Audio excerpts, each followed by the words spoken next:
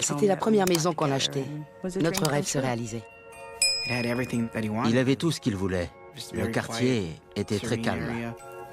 On peut démarrer une nouvelle vie dans une nouvelle maison, mais il y a des choses que l'on ne maîtrise pas. Comment un adulte peut faire une chose pareille? Notre maison n'était plus un refuge. Parfois, une personne dont on pensait devenir proche devient notre pire ennemi. Il jouait au chat et à la souris. C'était une poudrière prête à exploser. C'était un cri effroyable que je n'oublierai jamais. Lâchez votre arme!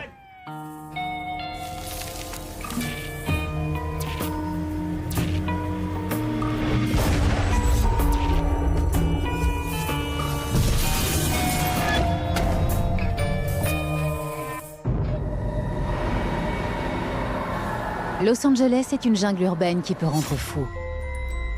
Pour y échapper, certains s'installent dans des quartiers comme celui-ci, Calypso Lane, une petite rue du district de Canyon Country, sur les hauteurs au nord-ouest de la ville. C'est très calme, très arboré. Les habitants sont fiers de la tranquillité de leur quartier. C'est une jolie petite ville typiquement américaine où tous les gens se connaissent. L'ambiance est conviviale.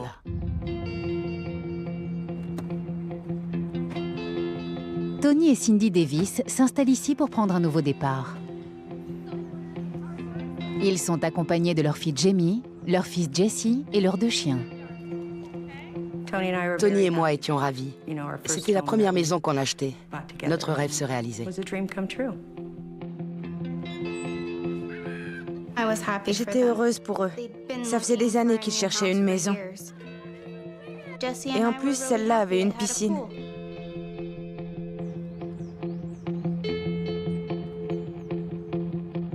Mes parents s'étaient rencontrés au lycée.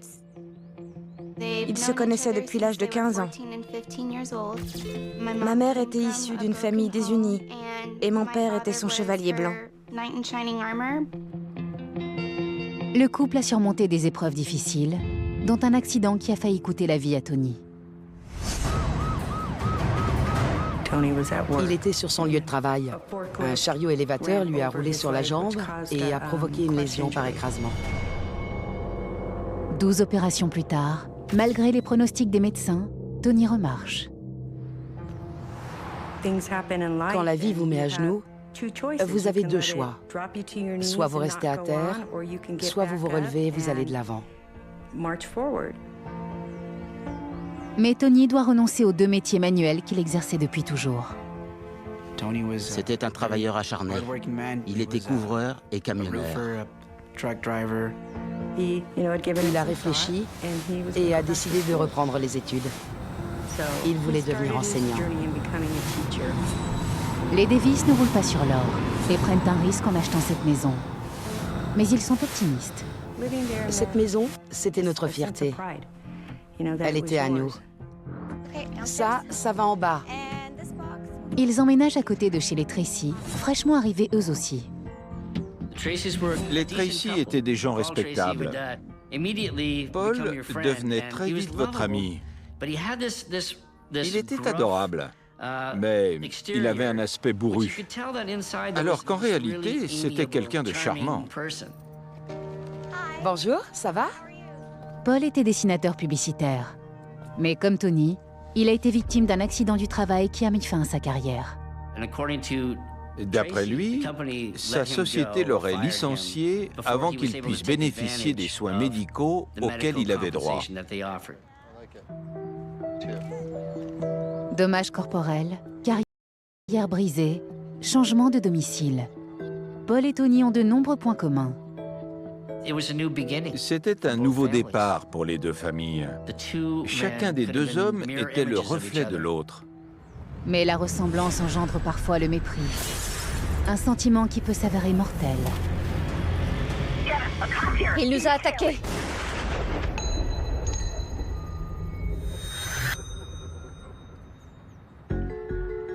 Au début, chacun va qu'à ses occupations.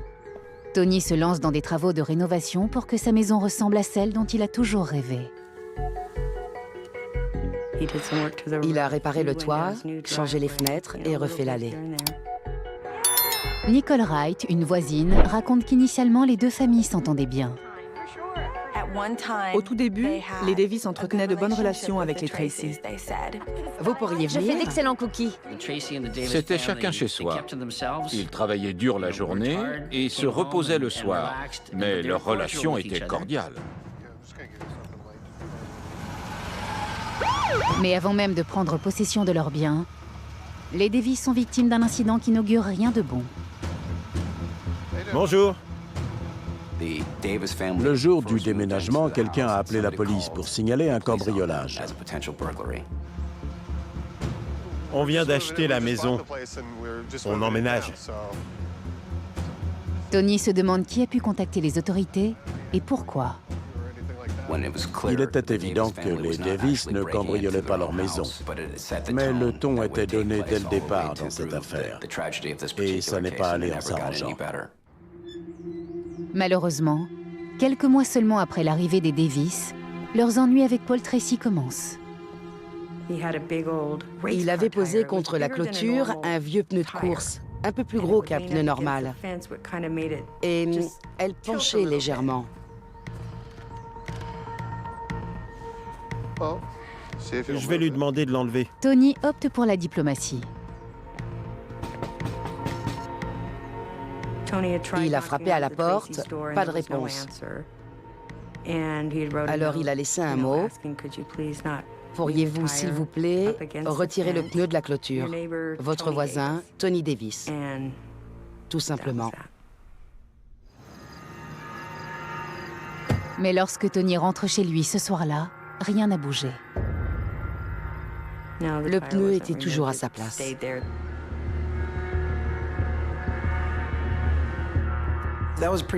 C'est la première fois que je me suis dit que tout n'était peut-être pas aussi rose que ce qu'on imaginait. S'ils avaient discuté et qu'ils s'étaient écoutés l'un l'autre, rien de tout ça ne serait arrivé. Survient alors un autre incident. Regarde. Cindy et Tony reçoivent un courrier de la mairie. Quelqu'un s'est plaint au sujet de leur poubelle. J'ai jamais vu ça. Moi non plus. Nos poubelles étaient visibles depuis la rue. Vous pouvez vous balader dans n'importe quelle rue de Canyon Country. Vous verrez des poubelles devant toutes les maisons.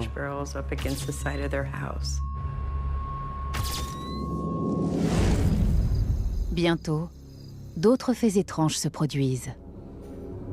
En pleine nuit, le fils de Tony, Jesse, entend quelqu'un dans le garage.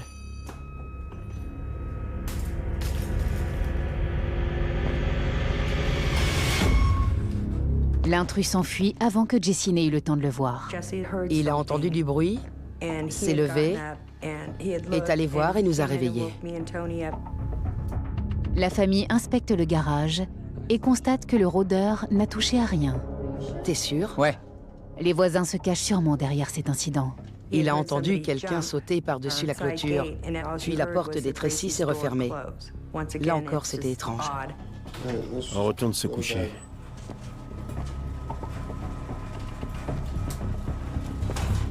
Tony et Cindy retournent se coucher avec un sentiment d'inquiétude. Ils deviennent méfiants et se font du mauvais sang. Personne ne se doute alors que ce n'est que le début d'une longue bataille. On trouvait ça bizarre. On se demandait pourquoi il faisait ça. Il faut réparer ça. La colère montait. Oh, doucement. J'en ai ras-le-bol de ce type. Bonjour. La plupart du temps, quand on achète une maison, on recherche la tranquillité. Et c'est ce qu'offrait Calypso Lane. Personne ne s'attendait à ce qu'un drame comme celui-là frappe le quartier.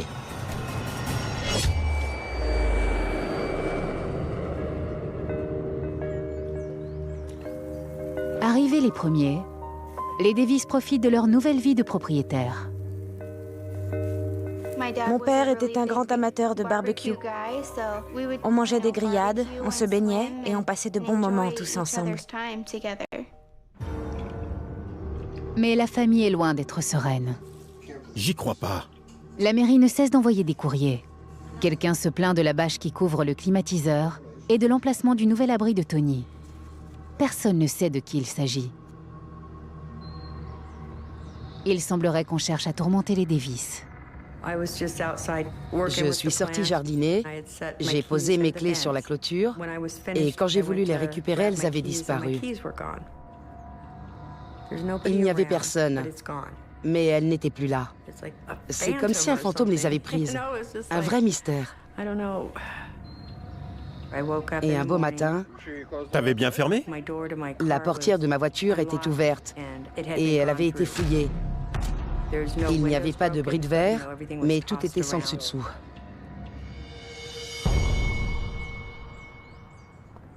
Un autre matin, j'ai trouvé une vis enfoncée dans l'un de mes pneus. Et je n'avais pas pu faire ça en roulant. C'était impossible qu'elle se soit plantée là. Le pneu était irréparable et j'ai dû le faire changer. C'est quoi ça? Les courriers de la mairie se font de plus en plus pressants. Il y avait un mot du service de contrôle des animaux sur notre portail. Cette fois, l'identité du plaignant est connue. Paul Tracy prétend qu'un des chiens des Davis s'est introduit sur sa propriété et a tenté de mordre l'ami de son fils. Cindy nie catégoriquement. C'est totalement faux.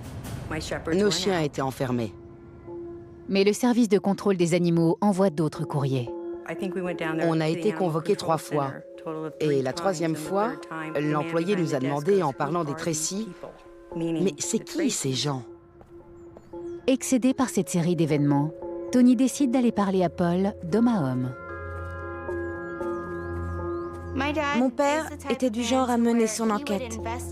Il voulait comprendre pourquoi Paul agissait de cette manière avant de dire ou de faire quoi que ce soit.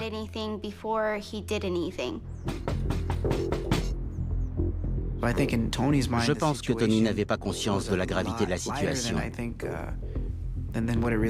Il croyait enterrer la hache de guerre. Mais Paul n'a nullement l'intention d'enterrer la hache de guerre. Quand on frappait à la porte, il ne répondait jamais. Comment discuter avec quelqu'un qui refuse de vous parler?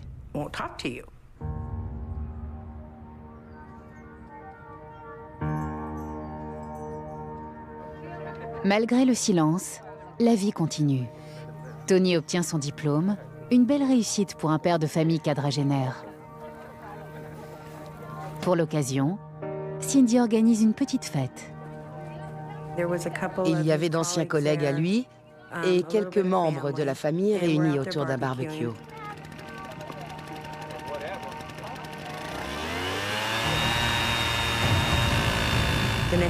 Tout d'un coup, Paul a sorti sa souffleuse et a fait exprès de nous envoyer de la poussière. C'était absurde.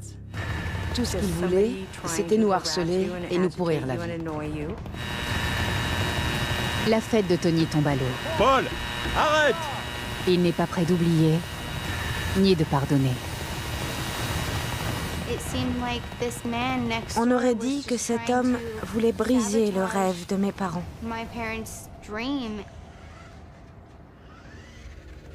Comment expliquer le comportement de Paul? Cela serait-il lié à sa blessure? Le problème, c'est qu'il ne pouvait pas travailler. Et il en avait très envie. Il ne pouvait plus exercer son métier de dessinateur ni aucune autre profession. Il souffrait en permanence à cause de sa blessure au genou qui s'aggravait. Il n'avait pas été soigné ni indemnisé et il éprouvait du ressentiment. What I want to show you today is a $300,000 waste of your money. Paul Tracy n'en veut pas seulement aux Davis, mais au monde entier. Il s'est mis à tourner une sorte de carnet de voyage. Il se filmait en train de rouler en ville en disant « Regardez comme tout tombe en miettes ». What a beautiful city Santa Clarita is. We've got sidewalks busted up. I want this fixed immediately. Il commençait par râler, Dirty, filthy, nasty neighborhood. puis la colère montait I know you guys are idiots, et montait encore. but we pay you to do this.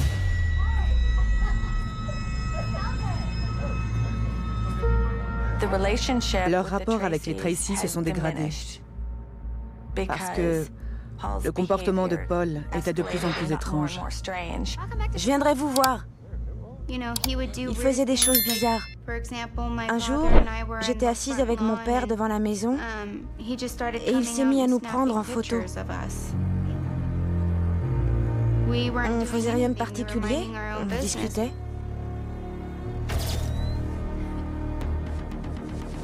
On s'est dit, c'est bizarre, pourquoi il fait ça? J'en ai ras-le-bol de ce type. Tony et Cindy ont le sentiment d'être épiés. On a demandé une ordonnance restrictive contre les Tracy parce qu'ils nous prenaient en photo quand on sortait de chez nous. On se sentait observé. Les Tracy ont une autre version. Selon eux, c'est Tony qui les prend constamment en photo.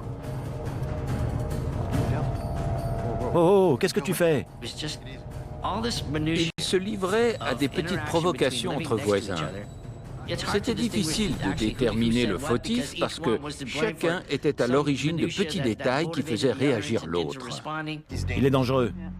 Les Tracy obtiennent eux aussi une ordonnance restrictive. Résultat, les deux familles n'ont plus le droit d'approcher à moins de 5 mètres l'une de l'autre. Leur ordonnance disait la même chose que la nôtre. Il suffisait de remplacer les noms Paul et Sandy Tracy par Tony et Cindy Davis.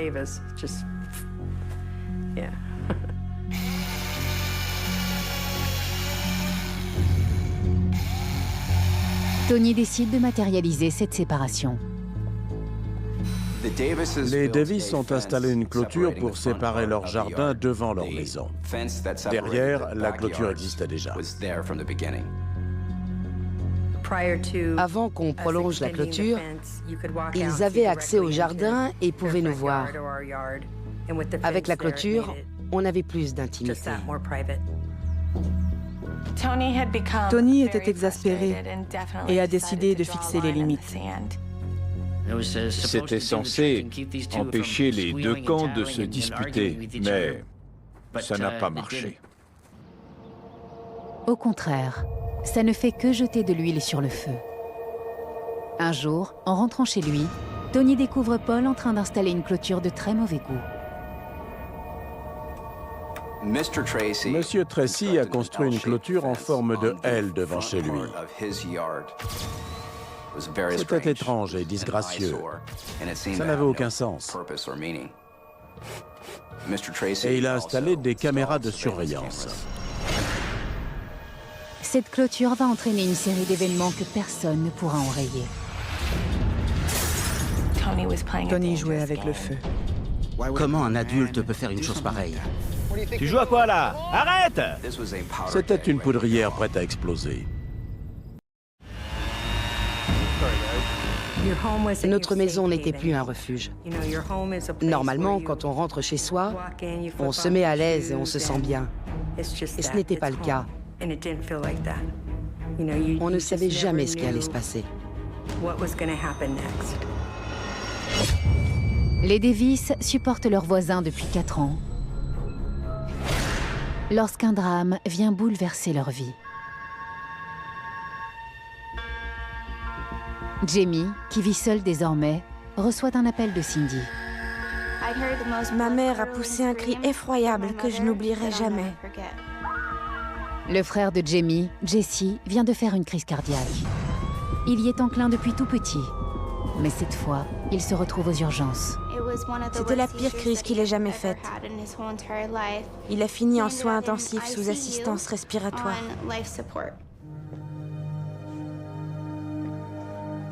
Il décède 9 jours plus tard.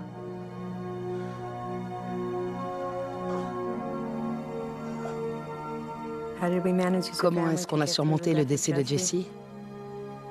On ne se remet jamais de la perte d'un enfant.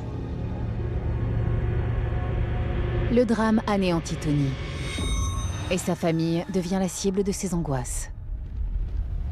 Après la mort de son fils, il a traversé une dépression. Il s'énervait facilement. Un incident illustre ce profond mal-être. Au terme d'une dispute, M. Davis a violemment giflé sa fille. Puis il est monté dans sa voiture et a démarré.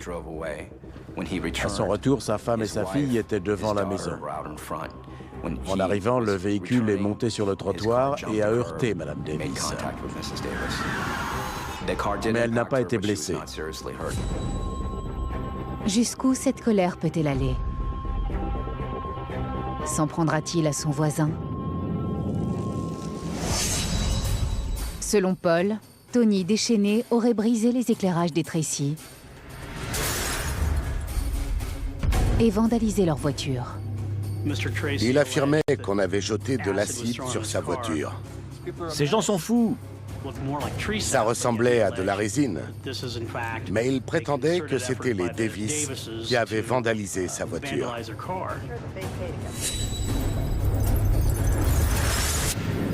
Quand Paul accuse Tony d'un coup tordu, ce dernier lui renvoie l'accusation. C'étaient des faits insignifiants, mais ils y voyaient un affront de la part de l'autre.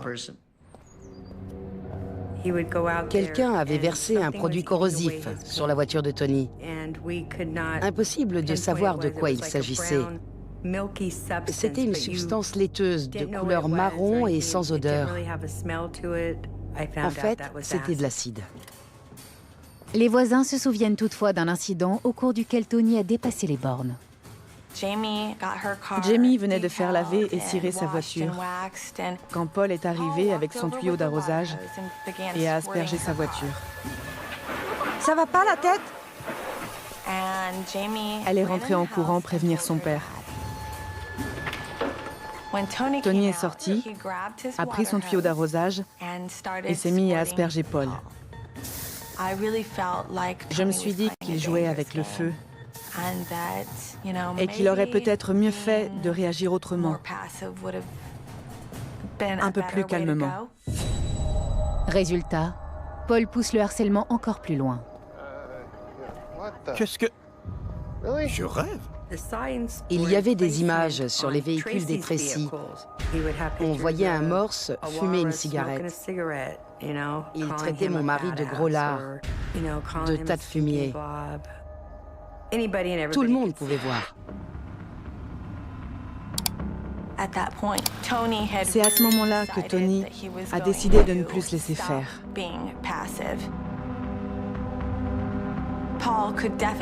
Paul a senti que Tony n'avait plus l'intention de l'éviter et de garder la tête basse. Pour piéger Paul, Tony décide de le filmer. On a fait installer un système de surveillance par un professionnel. En réaction, Paul installe lui aussi des caméras. Les deux voisins ont mis en place un système de vidéosurveillance. Chacun considérait que sa propriété et ses biens pouvaient être vandalisés. Mais Paul parvient à neutraliser le système de son voisin. Il a mis une lumière infrarouge. Elle était invisible à l'œil nu, mais la caméra l'a captée et on ne voyait plus rien. Puis, il pousse le vice un peu plus loin. Pour exaspérer les Davis, M. Tracy s'est amusé à projeter de la lumière sur leur propriété en pleine nuit. C'étaient des lampes halogènes énormes. Même les autres voisins s'en plaignaient. Il avait franchi un nouveau palier.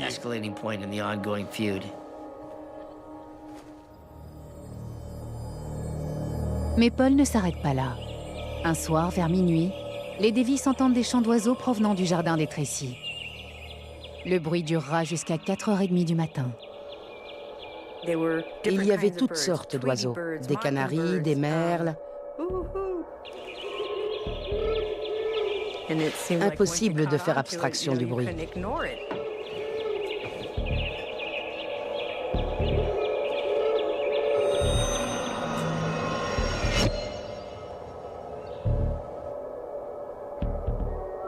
Et les images que Paul avait mises derrière son pare-brise sont maintenant placardées sur sa façade.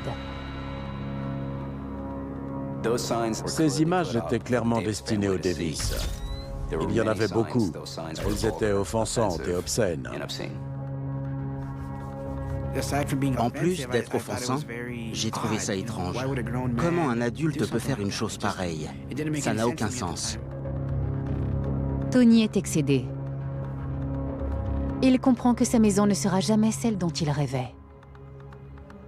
Mon père en avait assez. Il voulait déménager. Malheureusement, le marché de l'immobilier s'était effondré et ils ne pouvaient pas partir. Ils étaient coincés. On a envisagé plusieurs fois de vendre la maison et de passer à autre chose. Mais c'était impossible.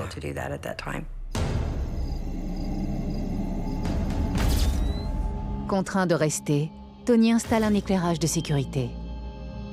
Il l'a placé en hauteur pour mieux voir. Et c'est ce qui a le plus dérangé les Tracy. T'as vu l'intensité de la lumière? Vas-y, filme. Les Tracy tentent de parler à Tony, mais il les repousse. J'hallucine. Du moins, selon Paul. Hé, tu fais quoi là? Oh! Au cours de cet incident, Monsieur Davis, qui utilisait un tuyau avec un embout, aurait envoyé de l'eau de l'autre côté de la clôture. Il aurait également jeté des mottes de terre et des pierres sur la propriété des Tracy. Filme ça, chérie.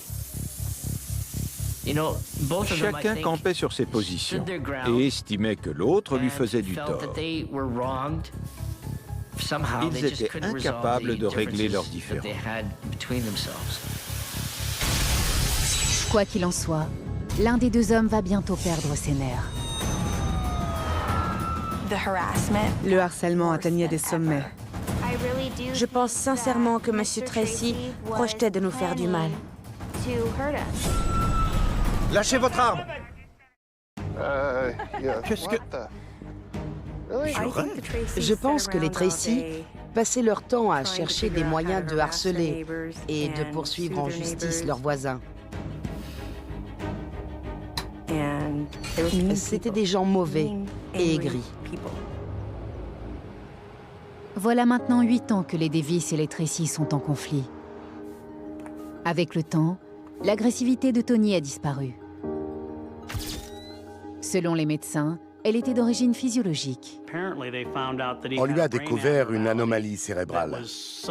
Il a été opéré et le problème semblait réglé. Paul, en revanche, est de plus en plus aigri. Son état s'aggravait. Il allait de mal en pis. Toutes les maisons du quartier étaient bien entretenues, à l'exception de celle des Tracy. Derrière la maison, il n'y avait plus un jardin verdoyant comme autrefois, mais un terrain laissé à l'abandon et envahi par les chats errants. Devant la maison, il y avait des pneus, des glacières, des tubes en PVC. C'était une horreur. Les vidéos de Paul sont de plus en plus virulentes. Couple of Latino-looking sumbitches in it. Really sad that we have to pay police officers to go eat breakfast on our time. You fat city buttholes can drive around in brand new trucks that the city taxes bought for you. This is bullshit. Paul Tracy se plaignait de tout. Des autorités, de tout le monde. Mais sa haine de la société se concentrait sur un lieu précis, sa ville et ses voisins. Le harcèlement atteignait des sommets. La dernière année du conflit a été intense. Mais ce harcèlement n'est pas uniquement l'œuvre de Paul. Monsieur Davis marchait sur le trottoir devant chez lui. Il descendait la rue en jouant avec son portable. Il était dans son monde. À ce moment-là, Sandy sort de chez elle en voiture Et Tony se trouve devant son allée. Oh, pousse-toi de là!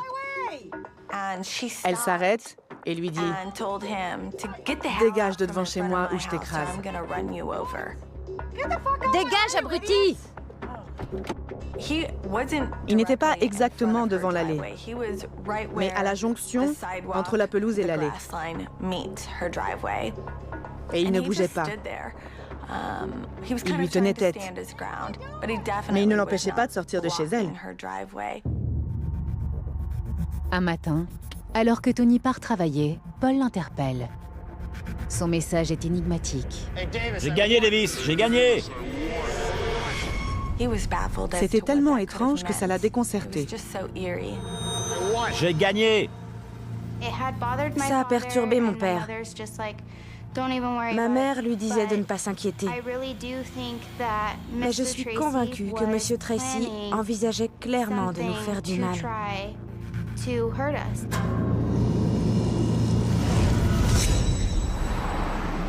Une semaine après cette troublante déclaration, Tony et Cindy vont découvrir ce que Paul voulait dire. Je m'étais endormie sur le canapé, devant la télévision. Tony, lui, n'arrive pas à dormir.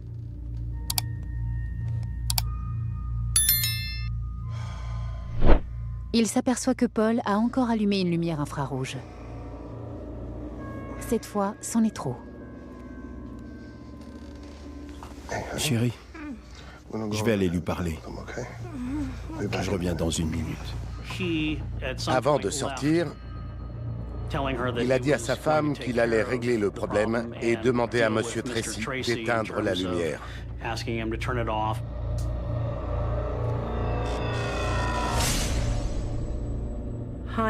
Avec le recul, je regrette qu'il y soit allé. Toutes ces années de harcèlement l'avaient épuisé. Il voulait simplement que ça cesse. On voit M. Davis prendre une visseuse électrique et retirer des planches de la clôture qui séparent les deux propriétés. Puis, on le voit scruter le jardin de M. Tracy. Pas de voisins en vue. Au bout d'un instant, il remet les planches à leur place.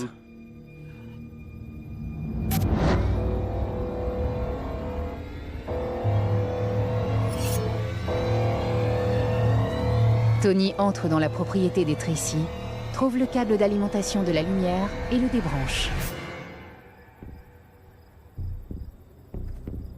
Mais il ne s'arrête pas là.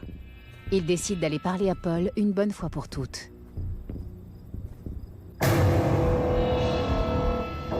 Le secret de l'étrange clôture de Paul est enfin dévoilé. Quand j'ai vu ça, j'ai tout de suite pensé à une embuscade. En langage militaire, on appelle ça une zone de destruction. Pour moi, il n'y a aucun doute. Paul jouait au chat et à la souris, et Tony faisait exactement ce qu'il attendait de lui.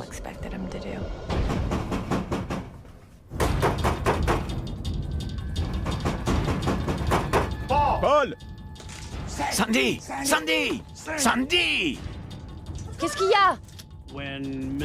Quand M. Davis est entré dans sa propriété, M. Tracy s'est armé. Il était hors de lui.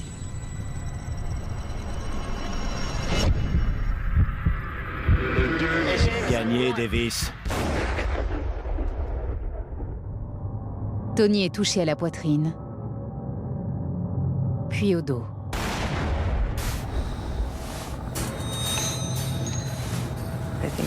C'était un acte prémédité. Il attendait sa victime, sa proie.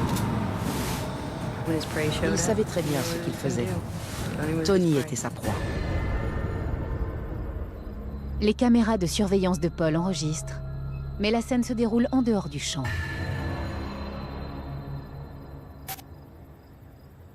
En entendant les coups de feu, Cindy se précipite chez les Tracy.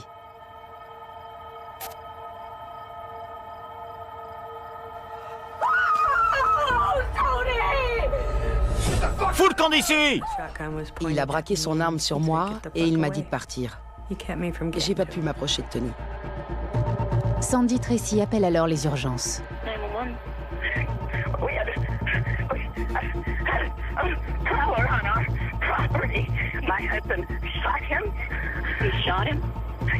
Monsieur Tracy n'est pas loin de sa femme quand elle appelle la police. À un moment, il y a une pause dans la conversation. Madame Tracy est furieuse et demande à son mari « Mais qu'est-ce que tu as fait ?»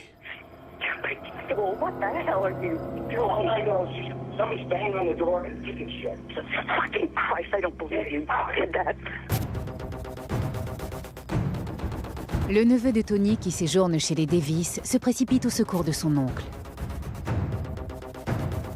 Nicole Wright a entendu les cris et accourt elle aussi. Je lui ai tout de suite fait un massage cardiaque. Il avait du sang qui sortait de la bouche. Nicole s'aperçoit alors que le tueur l'observe. Elle craint qu'il ne récidive. C'était terrifiant. Il aurait pu ouvrir la porte et me tirer dessus. Il aurait pu tous nous tuer. Espèce de crétin! La ferme. Alors que Tony est entre la vie et la mort, Sandy Tracy rappelle les urgences. 911. I need an ambulance and a cop car immediately. Actually, I need several cop cars. They should be there in seconds. What? They should be there in seconds. They're rolling code 3 to you. We got numerous calls. Okay. So what's the situation? Is this your neighbor? Well, there's several neighbors in my yard now, but this is a neighbor we have had trouble with for 7 years. Okay. Okay, and what was he doing exactly? Because no one's really clear. He was charging our home. There was throwing... Ma'am, who has the gun now? Where's your husband's gun? It's on the couch. Okay, so he's no longer holding it?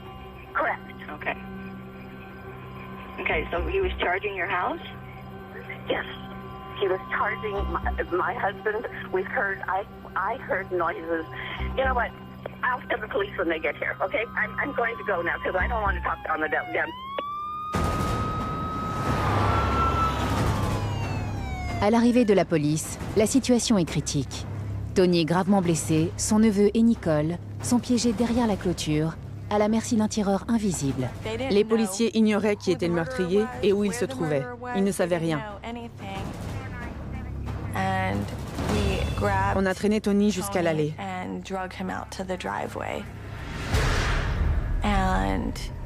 Paul a ouvert la porte. Il a sorti la tête et a dit « Je suis là ». Puis il est retourné à l'intérieur. Sortez! Immédiatement! Venez me chercher! Les conditions étaient chaotiques et dangereuses. On était traumatisés. Il y avait un tueur de l'autre côté de la porte.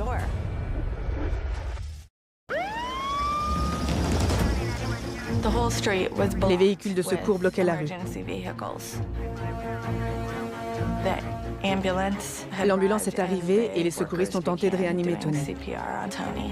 Sortez! Immédiatement! Les policiers entrent dans la maison. Ils s'attendent au pire.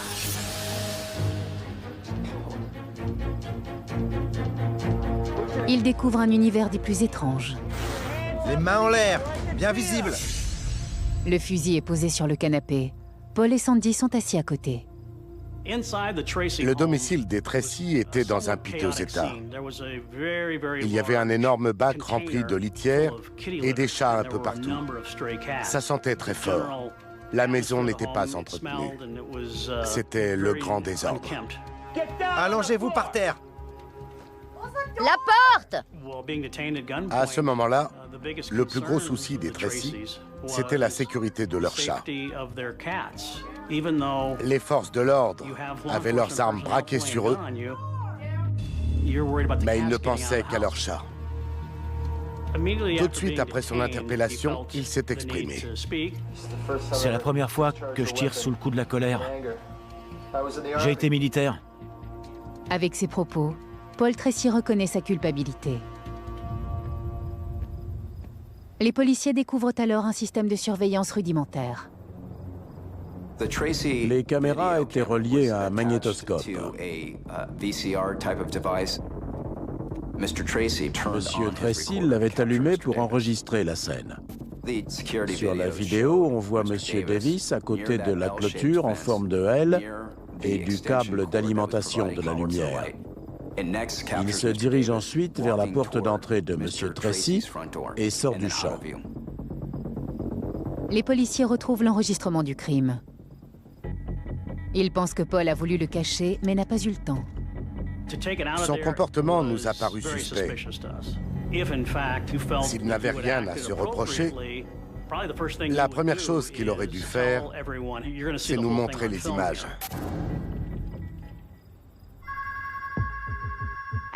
J'étais chez moi. Je venais de m'endormir et mon mari m'a réveillée. Ma mère était au téléphone. Elle a poussé exactement le même cri que le jour où mon frère a eu sa crise cardiaque.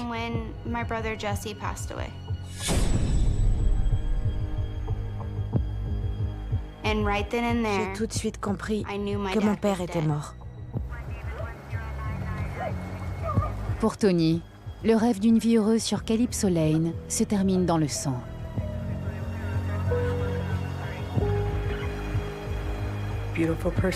Une belle personne a perdu la vie et plus rien ne sera comme avant à cause de la colère d'un homme. Paul Tracy était un homme perturbé. Il faisait une fixation sur ses voisins. Cette querelle le rongeait au quotidien. Il était obsédé par les Davis et s'imaginait qu'ils empiétaient sur sa propriété. Des centaines d'autres cassettes, photos et documents retraçant le long conflit entre Paul et Tony sont découverts. Mais les enquêteurs ne retrouvent aucun élément permettant d'incriminer Tony. Rien n'indique que M. Davis ait fait quoi que ce soit à M. Tracy. Les actes de vandalisme, l'incident avec le chien, les photos, tout aurait été inventé. Même l'histoire du tuyau d'arrosage. Filme ça, chérie. M. Tracy disait avoir filmé la scène. La cassette a été remise au bureau du shérif et il a été clairement établi qu'elle n'étayait aucune des allégations formulées contre M. Davis. Pour l'accusation, le fait que Paul ait tiré plusieurs fois sur Tony exclut la légitime défense. C'est un meurtre prémédité. Il a rechargé son fusil après avoir tiré. Il aurait pu s'arrêter après la première décharge, mais il a tiré 2 autres fois.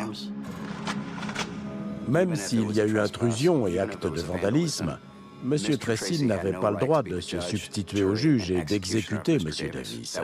Il a appliqué sa propre loi. Malgré 2 pertes tragiques, la vie continue pour Cindy et Jamie.